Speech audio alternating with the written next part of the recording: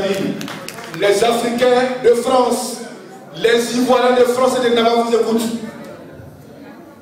En tout cas, je vous remercie de l'accueil chaleureux. Vraiment, vraiment, merci, merci beaucoup. Je suis extrêmement fier d'être ici. Et en même temps, je suis triste lorsque je vois les images que je viens de voir. Je les connaissais déjà, je les avais déjà vues. Mais le fait de les revoir encore là, ça me touche au plus haut point. Nous, Congolais, nous avons subi une humiliation extraordinaire lorsque nous avons vu la manière dont a été traité le président de la Côte d'Ivoire. C'est le président de la Côte d'Ivoire, mais c'est un président. Et le fait qu'on lui humilie, quelque part, on nous a tous humiliés.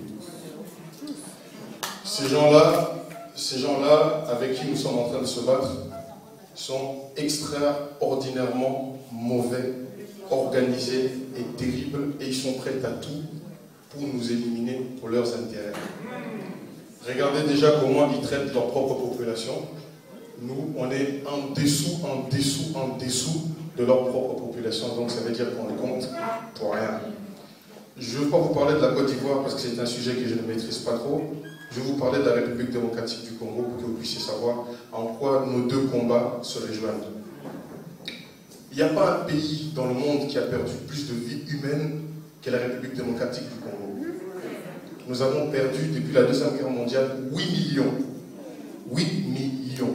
On n'a pas dit 1000, on n'a pas dit 2000, on a dit 8 millions de morts depuis 1996 dans l'indifférence quasi générale de tout le monde. Ça passe par la télé. Il y a même certains de nos frères africains qui ne sont pas au courant.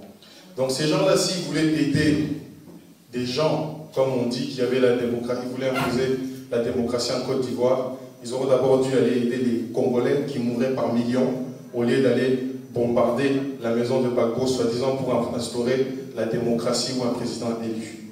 Ça, c'est une parenthèse. Aujourd'hui, nous avons un président élu, choisi par le peuple, qui s'appelle Étienne Tshisekedi, Wamulumba.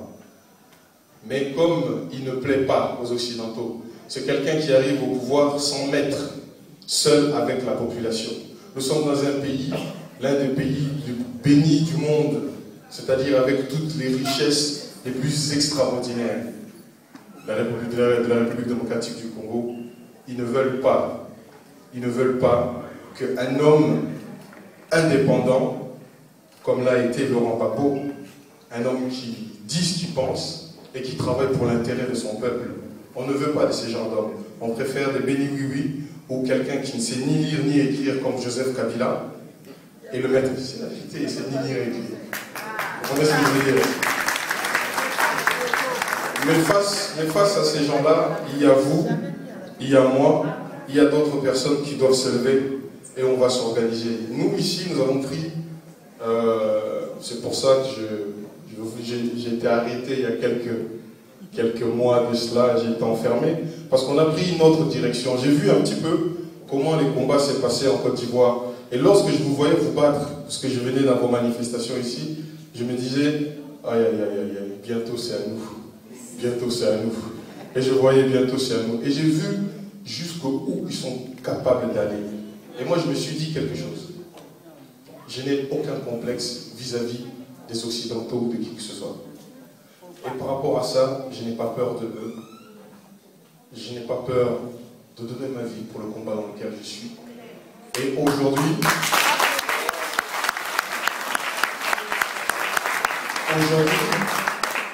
il faut qu'ils sachent notre détermination parce que c'est seulement grâce à ça qu'ils vont comprendre jusqu'où on est capable d'aller. Nous avons interdit, vous savez que nous les Congolais, on adore la musique. Nous avons interdit les musiques dans Paris. Aucun musicien congolais ne peut venir chanter ici. C'est fini. Terminé.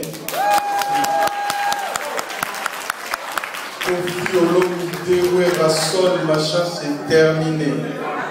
Et lorsque nous avons fait ça, ils auraient dû comprendre avec leur soi-disant service que quelque chose s'est passé dans la communauté congolaise.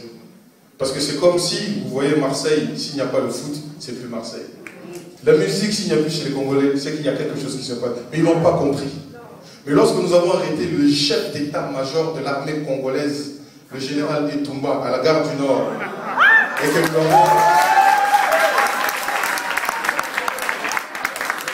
que nous l'avons baissé la culotte pour lui mettre une fessée en pleine gare du Nord, à ce moment-là, ils se sont dit qu'il se passe quelque chose, CRS, machin, machin. Ils ont compris notre détermination, mais ce n'était pas suffisant. Lorsque nous avons commencé à nous attaquer, parce que tous ces gens-là qui volent au pays, quand ils viennent ici, c'est pour construire des châteaux ici. Nous avons répertorié tous leurs châteaux. Et nous avons commencé à le montrer aux gens qui étaient au pays via Internet. Ça, c'est la maison de telle personne. Ça, c'est la maison de telle personne. Ça, c'est la maison de telle personne. Automatiquement, au pays, les gens même qui étaient dans leur propre parti, dans leur propre mouvement, ont commencé à les secouer. On a déjà dégagé une dizaine de candidats à l'élection présidentielle grâce à ce problème. Malgré ça, ils n'ont toujours pas compris. Nous avons vu ici, via les ambassades, la manière dont on traitait les Congolais. Il y a même des Congolais qui se faisaient frapper à l'ambassade.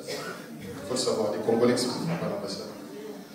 J'ai vu un grand frère, 53 ans, qui me croise dans la rue, qui me dit « Mon fils, mais je ne comprends pas. Regarde-moi, ton papa, on vient de me tabasser à l'ambassade, etc. » J'ai dit « Ah bon, l'ambassade de... » Attends. 5 jours plus tard, on était une cinquantaine. On est arrivé à l'ambassade. On a pris tout le monde, de l'ambassadeur jusqu'au dernier qui faisait le service dehors. On a pris l'ambassadeur, on a dit « Plus jamais vous manquez le respect à un Congolais dans cette ambassade. Plus jamais. » Et le lendemain, les choses marchaient droit. Tous les gens étaient respectés. Dès qu'ils arrivaient, le service était fait et ça se passait correctement. Ensuite, nous avons vu les Occidentaux se précipiter d'avance et commencer à nous préparer déjà au résultat. Vous savez, ils ne le font pas le jour même. Lorsqu'ils savent qu'ils vont prendre un candidat qui a leur cause, ils vous préparent les esprits. Ils vous disent que, oui, votre candidat... il est populaire, mais attention, il n'est pas trop ceci, il n'est pas trop cela. Donc je préparais une opération, coup de poing, je ne vais pas le décrire ici. Juste quelques jours avant, j'ai été arrêté et m'ont empêché pendant quelques mois. Mais malgré ça, les autres frères qui étaient dehors ont continué le combat. Et le jour où ils ont donné des résultats mensongers, l'ambassade du Congo aux États-Unis, au Canada, en France, en Belgique, en Afrique du Sud. J'ai même découvert qu'il y avait des Congolais en Corée du Sud, en Israël, etc. Toutes les ambassades ont été prises en même temps.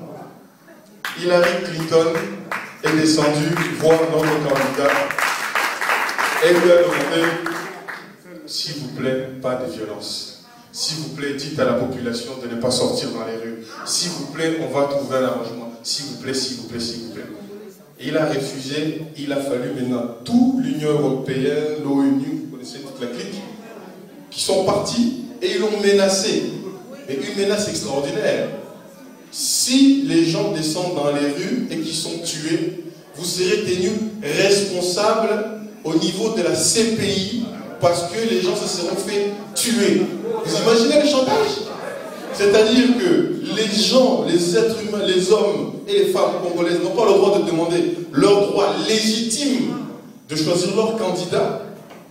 Mais la personne qui va tirer sur cette foule, ce n'est pas lui qui est responsable, mais soi-disant la personne qui va demander aux autres de défendre les droits légitimes du peuple congolais devra aller au CPI.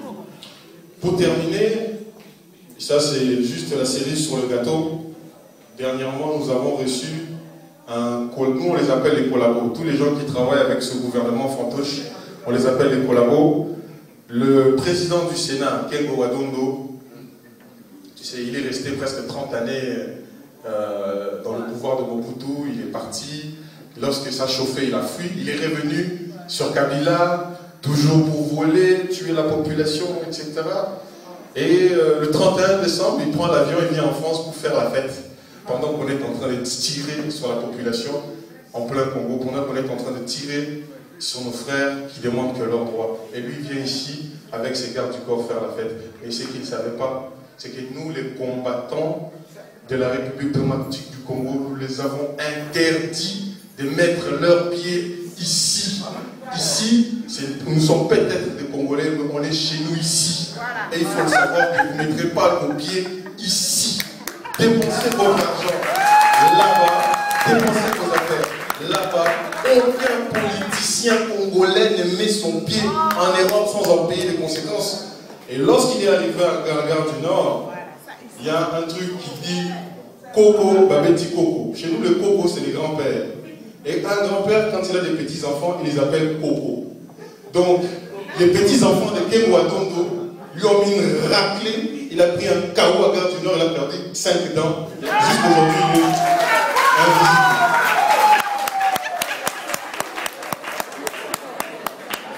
Et c'est là que vous verrez, pour la première fois, on a parlé du Congo. Pour la première fois, dans les chaînes de télévision, on a parlé du Congo. Pour la première fois, on a commencé à parler des souffrances du Congo. Pour la première fois, France 24 a commencé à dire oui, les Congolais, ceci. Aujourd'hui, on nous appelle les extrémistes anti-Kabila. Moi, je vous dirais, nous sommes des panafricains, nous sommes des gens qui descendent de l'esprit qui animait le père de mon frère, qui est ici, Patrice Emery Lumumba. Nous sommes assoiffés de liberté. Nous sommes... Vous savez, cette phrase que disait Laurent Gbagbo, il disait une phrase comme ça, et je ne sais pas si c'était prémonitoire. Il disait que le jour où la République démocratique du Congo va se soulever, c'est toute l'Afrique qui va se lever. Merci à vous. Merci, M. Kagani.